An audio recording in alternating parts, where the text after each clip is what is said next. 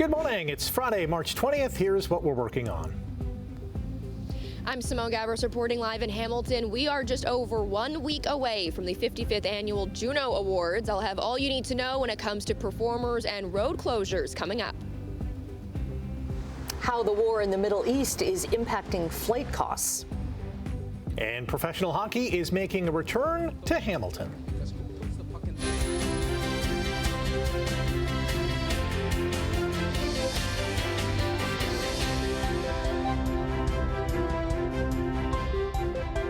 TGIF. Good morning. Exciting day today. It's Friday.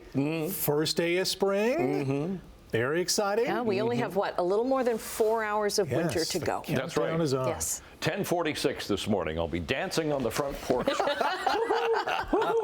Throwing away the shovels. That's right. Yeah. Fireworks going off. Oh, yeah. And actually, it's going to be a mild day today, and it's going to be unsettled. Well, you think of spring as spring showers, and that's what we're going to get today. Well, we could get some rain. We could even get some thunderstorms for the day today. Not Halton, into Peel and Toronto could get some maybe 2 to 5 centimeters of mixing precipitation. Could get some ice pellets, could get some snow flurry activity. The rest of us, it's just going to be some showers. So unsettled day today, but mild. We should hit 10 degrees for the day. That's above seasonal. And the temperature at the moment is just into the minus column. We're -1 with a wind chill of -4. Very light winds this morning. So not much going on there. So it's going to be mild today, a little bit cooler tomorrow. I will explain all of that coming up. Traffic check, as we usually do this time of the morning, it is pretty light. 403 Waterdown Road area, doing fine, nothing there. We'll show you a few MTO traffic cameras. We'll start at Nikola Tesla Boulevard, so Toronto-bound lanes toward the Skyway Bridge, heading away from us on that, and same here, top of the Burlington Skyway. We'll flip between Burlington and Oakville at third line, doing fine, so not a lot happening. So take it carefully, please. It is Friday, and we will look at weather and traffic coming up in a few minutes. Right now, the news. Thank you, Brian. Bad news for anyone looking to book a flight in the next little while. The war in Iran has caused a surge in the cost of jet fuel. As airlines deal with record high fuel prices, economists expect airfares will be higher for the next few months. Jet fuel prices have risen faster and more drastically than the price of Brent crude. It's more than doubled since before the war, spiking at more than $200 a barrel. That would be $100 a barrel. In a statement to CHCH News, Air Canada says that's, quote, creating increased cost pressure, and the situation is still highly volatile and unpredictable. Porter tells us it's making ongoing adjustments as required. Donald Trump silenced a White House meeting with Japan's prime minister by making a joke about the attack on Pearl Harbor. It came after a reporter asked President Trump why he didn't tell allies like Japan about his intention to strike Iran. One thing you don't want to signal too much, when we go in, we went in very hard, and we didn't tell anybody about it, because we wanted surprise. Who knows better about surprise than Japan? Okay? Why didn't you tell me about Pearl Harbor? Okay? Right? He's asking me, no, you believe in surprise, I think much more so than us. And we had to surprise him, and we did. A comment raised the Japanese Prime Minister Sanae Takaichi, who said nothing in response. Japan's attack on Pearl Harbor in 1941 killed more than 2,400 Americans and pushed the United States into World War II. Investigation is continuing into a deadly fire in Niagara that we reported on yesterday. A man's body was found inside this home on Elm Street in the Falls Wednesday night. Niagara police say so far the fire doesn't appear suspicious, but they are working with the Ontario Fire Marshal. What we have is a sudden death investigation from the police. That's where our detectives are involved. And then the OFM is here to investigate the cause and determination of the fire. If those two come together in a manner that's suspicious or criminal, then it becomes a criminal investigation. The man's name hasn't been released, but police say his family has been notified. 3 companies have been charged after a fire at a Toronto condo complex forced hundreds of people from their homes in November. City of Toronto says a construction company, a condo company, and a property management firm are all facing multiple charges. The investigation determined that construction activities were being undertaken at 11 Thorncliffe Park Drive whereby ignition sources were used near combustible materials, causing the fire to ignite. It took fire crews 18 days to fully extinguish the fire. You could never really see the flames. They were all inside between the walls of the condo towers. All three companies are expected in court later this month. The city of Hamilton wants to put a lien on a house belonging to Mayor Andrea Horwath. As first reported by the Hamilton Spectator, officials want nearly $59,000 for court-authorized emergency repairs done by the city. The city officials deemed the property on West Avenue North a danger to the public and the sole occupants, the mayor's former partner, Ben Leonetti. The court documents show a private engineer hired by Horwath deemed the home unfit. The documents also show that Leonetti refused to vacate the house and even impeded repair work. Horwath has submitted a statement of claim indicating she had sued Leonetti in 2024, alleging he was responsible for at least $300,000 in damage. Neither Horwath nor Leonetti have responded to our requests for comment. We're just over a week away from the Juno Awards, the 55th annual. The city of Hamilton is getting ready to welcome thousands of fans and a lot of artists for the event. Simone Gavras joins us now with what you need to know for the next few days ahead, because it's going to impact so much of the downtown. Yeah, Annette, this is a really exciting time for Hamilton. Of course, this is going to be just the lead up all of next week. There's going to be a couple of performances. There's also Juno Fest that's happening next weekend. But this is just that heads up to both residents and visitors that are coming into Hamilton about what you need to know ahead of the Junos. Now, the Junos did release the final list of performers that are going to be headed here to Hamilton and taking the big stage. And they're all going to be here for a tribute to Nelly Furtado. Of course, she's being recognized and inducted into the Canadian Hall of Fame. But this tribute is going to feature Alessia Cara, Julie Black, Sean Desmond, and Tanya Tagaq, along with performances from some other very special guests as well. Now, this year's awards includes 248 nominations across 47 categories. Justin Bieber and Tate McRae are leading the nominations with 6, followed by Cameron Whitcomb and The Weeknd with 5 nominations apiece. There's going to be some road closures in place around TD Coliseum starting next week. So on Tuesday at 7 a.m., Bay Street from King to York is going to be closed until March 31st at 5 p.m. Then on Thursday at 7 a.m. until March 30th at 2 a.m., Main Street will have some lane restrictions from McNabb to James. And then beginning March 28th at 10 a.m., Main Street from Bay to Summers Lane will be closed all day until 11 p.m. Now, here on Morning Live, we are also going to continue celebrating the Junos all of next week. So make sure you tune in at 8:40 for some of those Juno interviews. And then there's going to be some performances from Juno-nominated artists at 8:50. Rick, back over to you. A cornerstone of the Art Gallery of Hamilton's collection is heading home. Phantom Hunter, painted by William Blair Bruce in 1888, has been in Switzerland for more than a year. It was part of an exhibition at a museum in Basel on ghost culture in the 19th century. William Blair Bruce was one of Canada's first impressionists and one of the first Canadian artists to have a successful international career. We haven't heard when Phantom Hunter will be back on the walls of the Art Gallery of Hamilton. A heartbreaking story about a dog in Oakville has turned into an uplifting tale. A 5-year-old hound mix named Monty spent 450 days at the Humane Society of Oakville, Milton, and Halton. Their social media team posted a video about Monty, and it went viral with more than 500,000 views. One of the people who saw that video jumped at the chance to adopt Monty, who went home to his new home this week. It is bittersweet, especially a dog that has been here for so long like Monty. You bond with them, you get to know them. I consider the dogs all my friends, so it is bittersweet seeing his empty kennel, but the purpose is of a shelter. It's a temporary stay until they find their true people.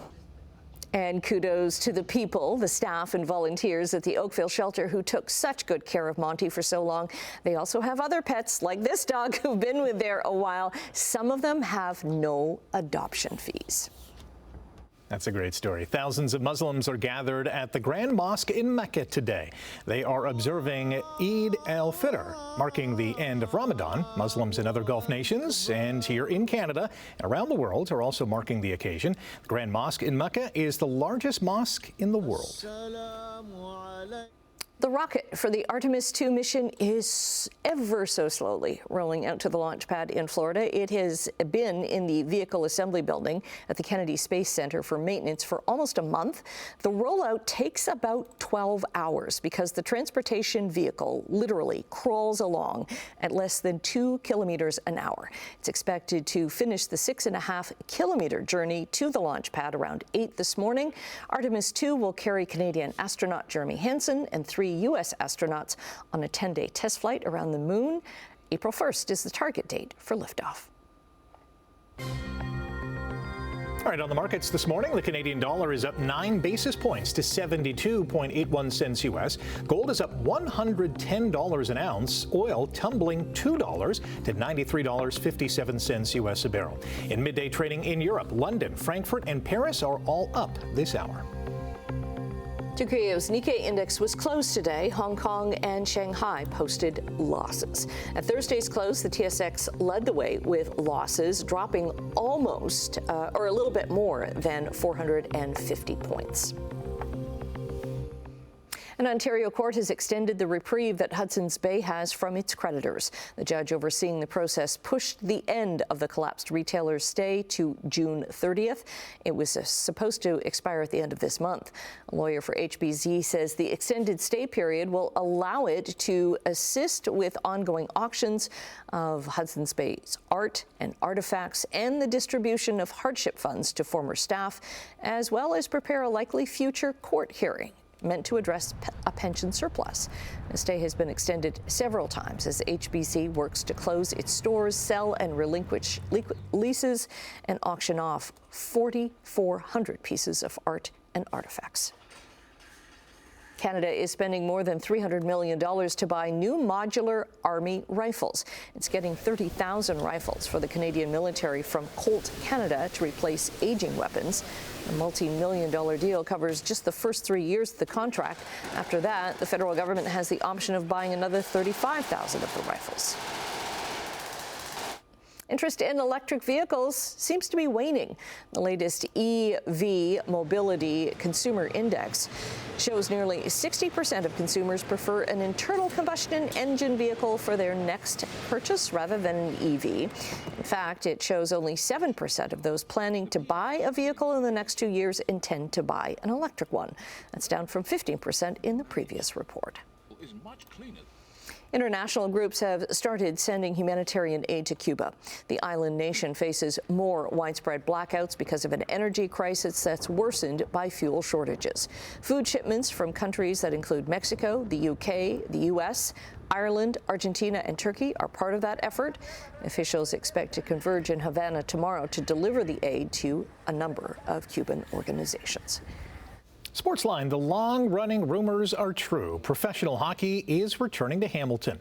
The New York Islanders and Oakview Group have agreed to bring the American Hockey League's Bridgeport Islanders from Connecticut to Hamilton for the start of the 2026-27 season. This will be the AHL's second stint in the Hammer after the Hamilton Bulldogs played in the downtown rink from 1996 to 2015, winning the Calder Cup in 2007. Pending AHL approval, the team's name, logo, and ticketing information will be announced at a later date. On the ice, the Sabres exploded for 3 goals in under 2 minutes in the second period and blasted the Sharks 5-0 for their 11th win in 12 games.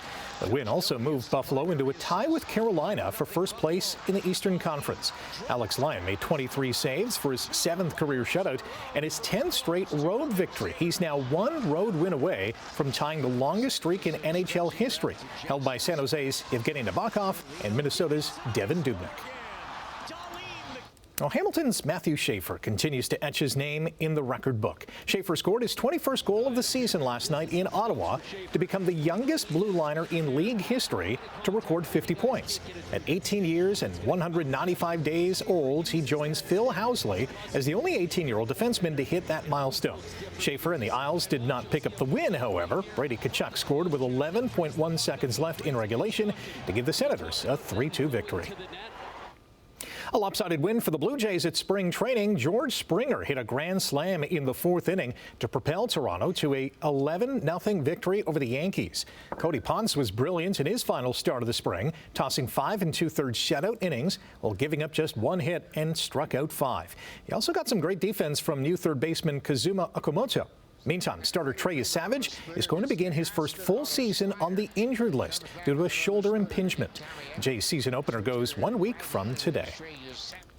Your March Madness bracket may have already been busted. The men's NCAA tournament tipped off yesterday, and 12th seed High Point shocked number 5 Wisconsin 83-82.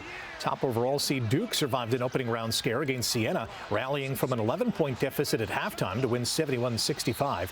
The women's tournament tips off today. Hamilton's Bella Tarani, a St. Jean de Brébeuf alum, leads Notre Dame against Fairfield in their opening game tomorrow. And on this side of the border, Mohawk College lost 85-71 against Jean de Brébeuf College in the semifinal of the CCAA Men's Basketball Championship on Vancouver Island. Canada lost in extra ends for the second time at the World Women's Curling Championship, but despite falling 10-6 to Norway last night, Carrie Anderson's Manitoba foursome still qualified for the playoffs. Anderson will try to clinch a bye into the semifinals today when they play Australia and Japan. The Ticats, Riders, and Stamps have been named finalists for the inaugural Ted Govaya Football Operations Award for outstanding achievement in scouting, player identification, roster building, and leadership. The winner will be announced on March 25th. Maple Leafs captain Austin Matthews underwent successful surgery to repair his MCL yesterday. His recovery time is expected to be about 12 weeks. And the Toronto Rock host NLL leading Saskatchewan at 7:30 tonight at Hamilton's TD Coliseum. Okay, coming up on 6/19 is Friday and the first day of spring. And as we can quote from that wonderful little mouse that we all know and love, oh boy! Did I get that kind of close, Annette? Oh boy! There it is. That's what we like. All right.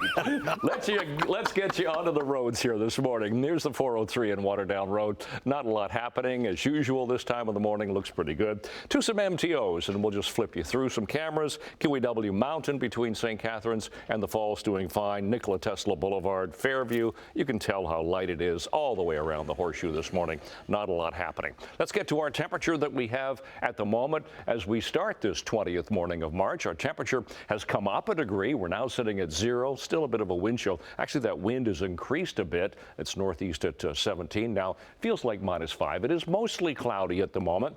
Some precipitation pushing its way across the Horseshoe now. Some areas could get some snow, like Toronto into parts of Peel, could get maybe 2 to 5 centimeters. Even some mixing precipitation there. We could get some freezing rain this morning, a brief bout as that low pressure system goes by us, and then rain, showers, possibly even a thunderstorm for the day today. Tomorrow's going to be fairly cloudy. It'll be a little bit cooler for the day tomorrow after that cold front goes through later on. But today for spring, first day, 9 degrees for the day, showers, possible thunderstorms, and there's that mixing precipitation for Peel into Toronto. Tonight, it's going to stay on the mild side. Temperature doesn't fall to seasonal, -1 to 0 around the Horseshoe, a little cooler away from the lake, but fog will develop overnight tonight. Tomorrow, temperatures subdued, 7 degrees to 8 degrees for Niagara to the north, to Cayuga and Simcoe, but 4 and 5 for the rest of the Horseshoe, and it's just going to be a fairly cloudy day. So, long-range forecast, we're going to slip that in here. 10 degrees for the day today, as I mentioned, as we get into spring this morning. 0 tonight. A little cooler tomorrow, 4, but still that's around seasonal and cloudy. And then we spike up to 10 degrees for Sunday with some showers pushing in. Actually, it gets cooler for next week. Temperatures only 2 and 4 degrees. We'll get some sun. Tuesday, we could even get some flurries. That's your forecast. Annette, Rick. All right, thank you, Brian. Coming up, we're going to hook up with Emily. She's got a preview of what's to come in Chit Chat this morning. Don't go away. 6:24 on your Friday morning. Good morning, Emily. What's coming up in Chit Chat? Hi, good morning. Jesse Williams, known for his role as Dr. Avery on Grey's Anatomy, is joining the cast of The Morning Show. I do not think that the morning show gets a doctor? I know, right? And a handsome one to boot. There you go. Yeah, I don't know if that show can get any better looking. A dancing robot Dun, dun, dun, dun, dun, dun, dun, dun, dun, dun, dun. Just kidding. But I did that for everybody who knows me. Good. Thank you very, very much, Director Laura Brody. Robot in California, it literally loses control at a restaurant, and it's sparking some safety concerns. As it should. Yes. Right? Yeah. And a new hockey romance series that's not heated rivalry is coming to Prime. Oh, look out. What's with all these hockey shows having a coming moment. out? Yeah, I guess so. Totally having a moment. All right. Thanks, Emily. Okay. Just before we go, a newly named tiger cub is a big hit with visitors at the Berlin Zoo. This is Lily. She was born on New Year's Day and has been exploring her enclosure and playing beside her mom. The Berlin Zoo's director says Lily's birth is significant because her mom is an Indonesian tiger, a critically endangered species. With only an estimated 600 to 800 left worldwide, the director stresses the importance of protecting these animals and preserving their genetic line. She's just exploring. Oh, I love that she was chasing her mom's tail. This would be a huge attraction for sure. Oh. Whenever we had the baby giraffe and the elephant And the yesterday, the elephant. other day. Now we have a baby tiger. Oh. Wow. Nipping at mom's heels, literally. Literally. Mom, what's this? Hanging off the end of you. Oh, so cute. Wow. But those paws are so big. Yeah, and I'm sure the teeth are sharp. Yeah. Imagine what that could do to a couch or curtains. Oh my goodness. I think of the damage that a little kitten can do, You right? would So need it's like- a supersized scratching pad, an industrial scratch pad. And then the size of the litter box. Oh my. Can you imagine? Everything's supersized. So cute. Good on the Berlin Zoo. All right, stay with us. More to come after the break here on Morning Live, a Friday edition of Morning Live. I always find you.